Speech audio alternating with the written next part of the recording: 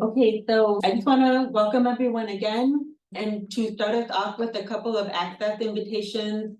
Please make yourself comfortable wherever you are. A lot of you have your cameras off. That's totally fine and great. If you would like to turn your camera on, feel free to do whatever you need to do, even on camera, like have something to drink, have a snack, whatever you need to do to be comfortable. We have the auto caption turned on in the Zoom. So if you haven't used that before in the past years of a lot of us using Zoom, you can turn them on by clicking the CC button at the bottom of your Zoom and selecting show caption. And then in terms of chiming in, I think I'm fine being interrupted at any point, and Kate is nodding. We both feel this way. So feel free to just unmute and say something. You're also welcome to pop something in the chat, or you can use the raise hand function and we'll call on you. So how is it coming through for everyone? Can we make any adjustments before we keep going? All is good in the chat. Thanks for confirming, Kathy. Okay, Kate, do you want to say hello and introduce yourself? Sure. Hi, everyone. Hi, Sheridan. Hi, Lauren. My name is Kate Floros. I'm a clinical associate professor of political science in the College of Liberal Arts and Sciences. I am co-facilitating this workshop with Margaret because I am working on a digital accessibility for educators certificate through the UIS ION program that's available to all UIC faculty and staff at a reduced rate as well. And so I took a course on universal design, and it has come up in multiple courses that I've taken with them. I also have the First at LAS faculty fellowship and spent a good bit of the summer reworking my intro class to incorporate more aspects of universal design into that class. So I am definitely still learning. I am definitely still experimenting. And I think I could probably learn as much from you folks as you might from me. So thank you for joining us. Yes, yay. This is Margaret speaking again. I will just briefly introduce myself. So my name is Margaret Fink. I use she, her pronouns. I'm the director of the Disability Cultural Center here at UIC. Among other things, we are invested in building community around disability experience and anti-ableism. So it feels very much in that vein. And we're also interested in just thinking about disability issues as social justice issues, which is kind of how we're going to be framing what we're doing here today a bit too. And my relationship to UDL is when I was a graduate student instructor where I went to grad school, there was no conversation whatsoever about accessibility, accessible teaching. And so another grad student and I, both of us are disabled. We put together this big resource packet and did a lot of research and also just learning from disability communities about accessible practices. So my interest in accessible teaching kind of goes back a long way. It's been very informally developed over time, but it's been interesting to learn about UDL as a framework for talking about that. So I'm excited. So plan for today, we'll talk a little bit about the value of UDL. We'll share with you some basics of UDL, and then we'll get a little more practical, just some thoughts from our experiences, and then we'll have some time for Q&A before also taking some time to try redesigning some common teaching experiences together. Okay, why UDL?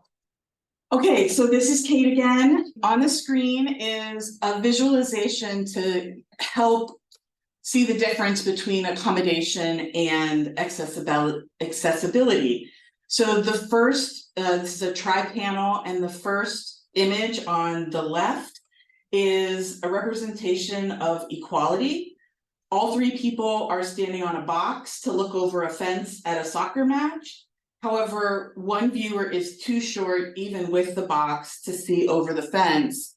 And so while they are all given the same tools, they don't all have the same access. The second image in the middle represents accommodation. The tallest viewer has no box because they're tall enough to see over the fence without it. the person of middle height has one box and the shortest person has two boxes. So all can see over the fence, but the number of boxes is determined by the individuals and their specific needs. And should they leave and others come, those might not be the accommodations that the next people need. So the third image on the right represents accessibility. So the solid wood barrier from the first two panels has been replaced with a chain link fence. No one is standing on boxes, but they can all see the soccer match. And maybe what's more important is that it doesn't matter who approaches this viewing spot from now on, everyone will be able to watch the game without needing to ask for any accommodation. And so what we're talking about here is accessibility for the most part. Okay, so this is Margaret speaking again. So as Kate was explaining to us, the accommodation is a type, you could think of it as a type of offering accessibility, and it's the kind that more of a case-by-case legally guaranteed right that students are entitled to under the ADA. And so that's something that the DRC at UIC works to facilitate. And so one way you can have accommodations as part of accessibility is to build it into how you're thinking about accessibility more deeply and more from the start. That's what we're hoping to talk about today. It's also possible to just sort of be teaching in an inaccessible way and kind of slap on the LOA, the letter of accommodation, as like, you know, case-by-case basis. So that's what we're moving away from. And some of the benefits, I imagine we're all here because we're already convinced that this could be beneficial. But some of the concerns that tend to come up for instructors is feeling like working on LOAs is a lot of quote unquote extra work. And so one of the benefits of trying to build accessibility into how you teach in a more fundamental way is your teaching practice will need fewer of these case-by-case solutions to make sure all of our students are accessing our course. And for students, the big benefit of trying to build accessibility in and not just waiting for a letter of accommodation is it just cuts out so much access labor for students. Like all of this need to kind of get in touch with you, make arrangements, it's just sort of already in place. And that can mean a more seamless experience for participation. This is Kate again. I just want to add that there are so many of our students with undiagnosed learning impediments, and they wouldn't have an LOA to begin with. And so by increasing the accessibility of our class just in general, folks who don't have an official accommodation will still be helped. And hopefully, as we'll show as we go through, that even students without any kind of limitation can still benefit from a lot of the practices that we're going to suggest. Yeah, this is Margaret speaking. Okay, so we are switching gears now to share with you just an overview of some UDL approaches to accessibility. So first major premise of our work, if we're working on UDL, is that class materials, course schedules, assignments, and methods of instruction are designed so they can be redesigned. And then also just noticing how these designs are assuming that students work a certain way or like they have certain bodily and mental abilities, and they definitely favor the sort of imagined typical student. And then this is some thinking that comes from a wonderful book if you're interested in a deeper dive called Academic Ableism by J. Dolmage. It's D-O-L-M-A-G-E. I'll put it in the chat in a minute. But so universal design comes from architecture. The universal part is again an acknowledgement that our design practices have been biased, and design, this is important, design emphasizes how we're really talking about a way of thinking and a mode of approach and something that's a process. So one thing we want to highlight is that we are not talking about a static checklist that's gonna make everything perfect. It's a lot more about the iterative process of figuring out what's gonna work for more people that you're interacting with and building it in as much as you can. Okay, so universal design for learning, there are a lot of resources available online for this approach. They're linked in the handout that we are going to reference and that Margaret's going to take care of while I'm talking. This is Kate, by the way. And the practices or the ideas fall under 3 general principles. And basically the key of all of these principles is flexibility and choice. Okay, so what do we mean by that? So the first principle is to provide multiple means of engagement. We've all been in class where students look like they would rather be doing anything else than be sitting in our class. But then there are other students who are on the edge of their seat, like can't wait to be part of the conversation, right? And so helping students to understand why this course is relevant and important for them is something that we can do with a few simple steps. So do as much as possible to make the content relevant to their lives. Be explicit about the goals you have for the course. I have a Gen Ed Intro to International Relations course, and I have students who have no interest in a career in international relations. So I tell them, I want you at the end of this class to be able to see something on the news and be able to understand what's happening, right? And if we accomplish that, then you have learned good skills in this class, right? So be explicit about what you want them to get out of the class. Another thing is to link your learning objectives to the material and to your assessments so that they know, like, oh, this is what I'm supposed to be getting out of this. So again, the key is to create course and class environments that make students want to learn, know what they'll learn, and be excited enough to persist when they struggle.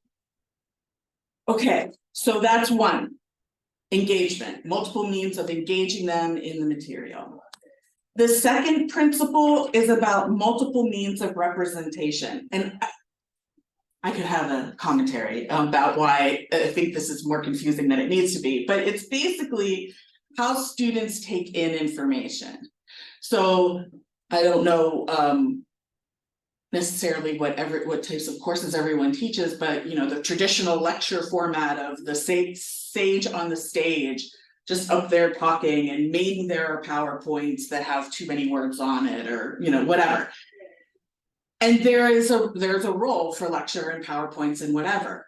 But maybe if there's a video that will help illustrate a point, make that video accessible to your students so that they are getting it in another way. Or there's the text that they're reading, right? So different ways for them to get the information. But this also includes looking at things like alternatives for auditory and visual information. So it's including alt text in all of your images, captions and transcripts for all of your videos, changeable font sizes so that folks with vision needs can make your information larger. Right, and again, this isn't just about people who have disabilities in these areas. I have ADHD and I love reading the captions because it helps me focus, right? So I don't need it because I can't hear. I need it because it helps me focus, right? Transcripts are really good if students have to go back and access that information over and over. If they can search through a transcript instead of having to listen to the whole thing again, right, that can help all students. All right. So again, present information in various formats. Just pay attention to your language in the sense of we use a lot of discipline-specific language and students might not know what that is. So just make sure we're defining terms. Also, people who aren't English language speakers as their first language may not understand colloquialisms. And link new information to what they already know. And I'm sure as professors, many of us are doing a lot of this stuff already, right? And it's just a matter of being conscious and intentional about doing this.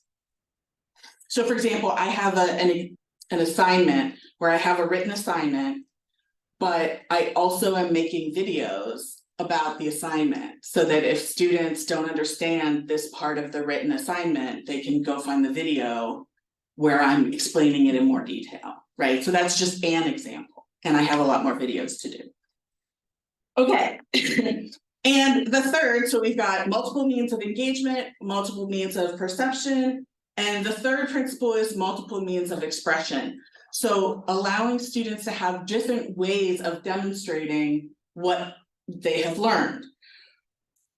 This can include, making sure that there are alternatives that are compliant with or that work with assistive technology.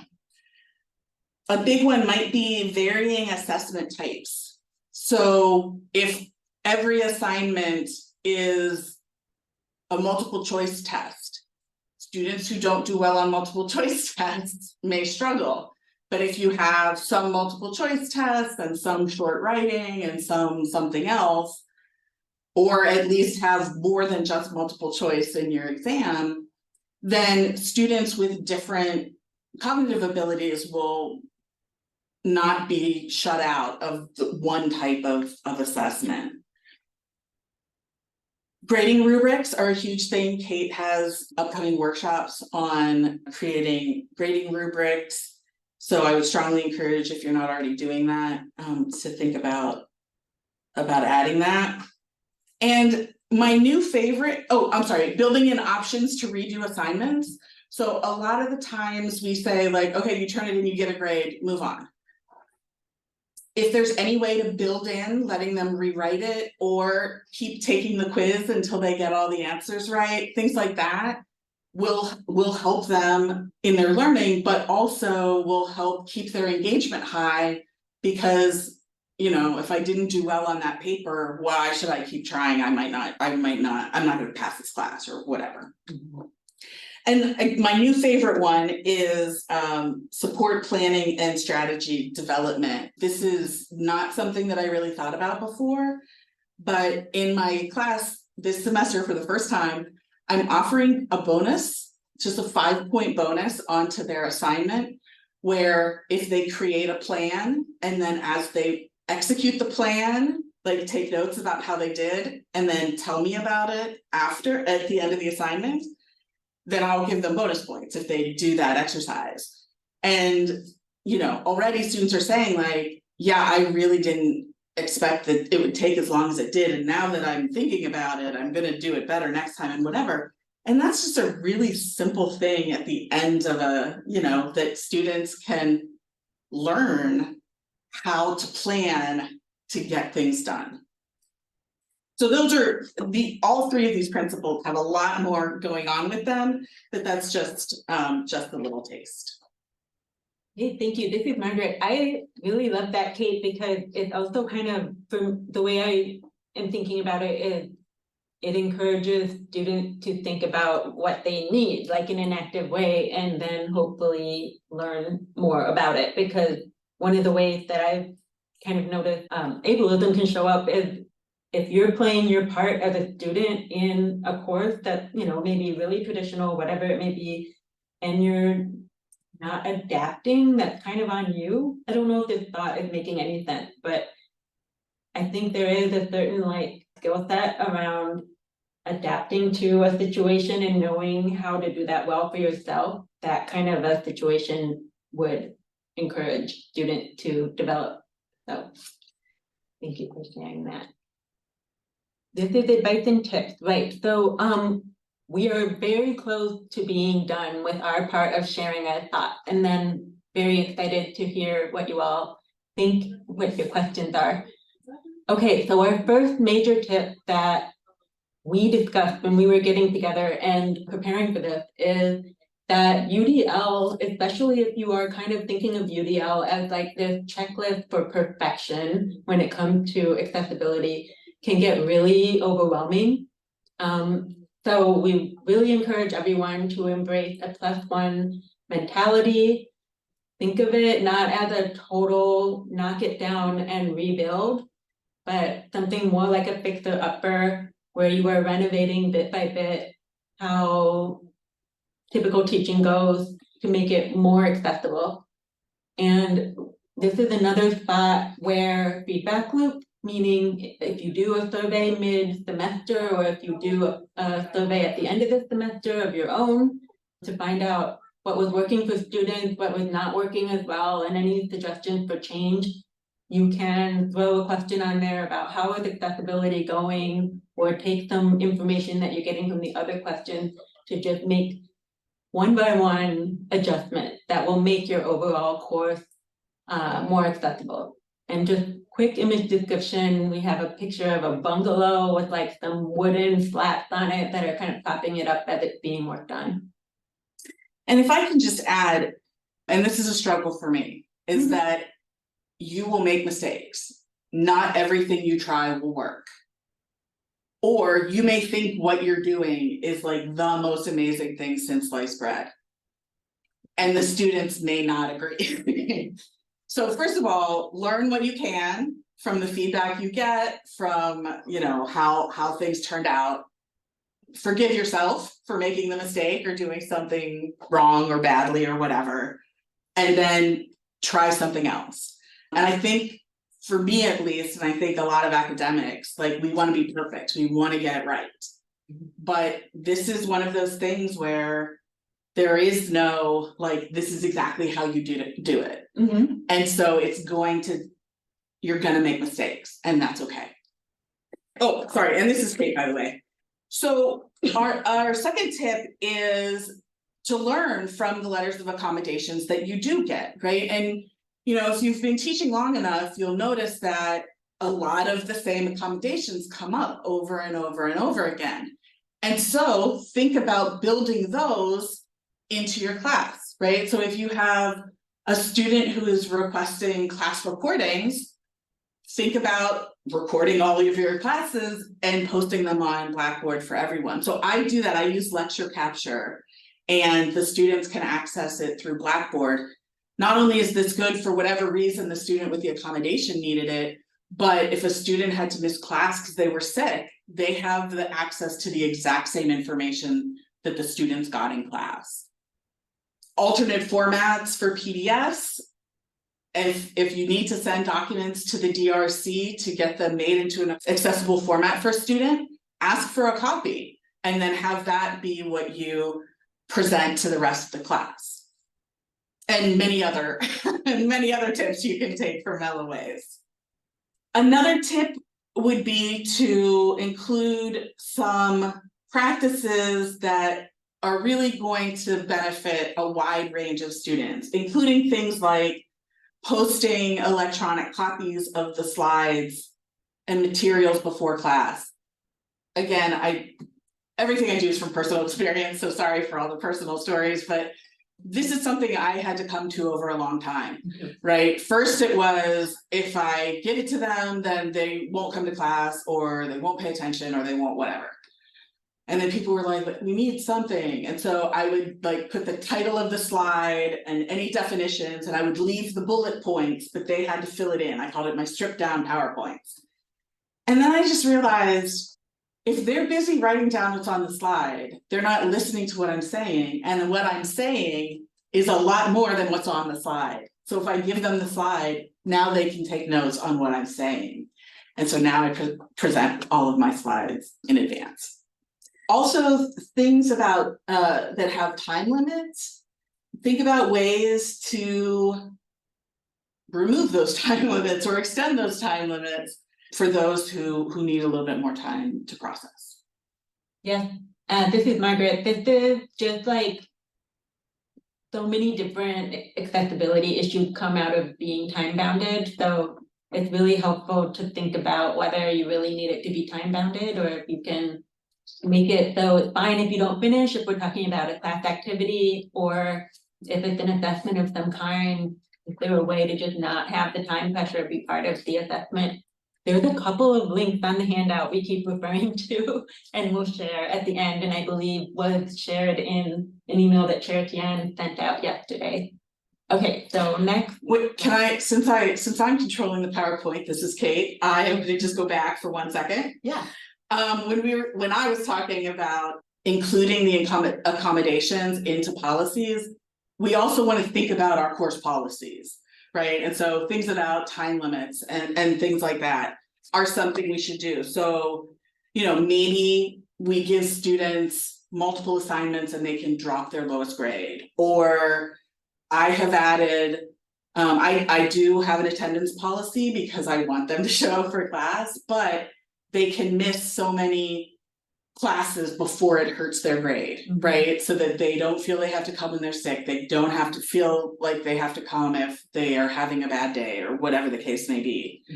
And for the time, one of the things I'm trying this semester, I don't think Charity Ann agrees with me that it's a good practice. I don't know, we may have had this conversation, but there's a due date.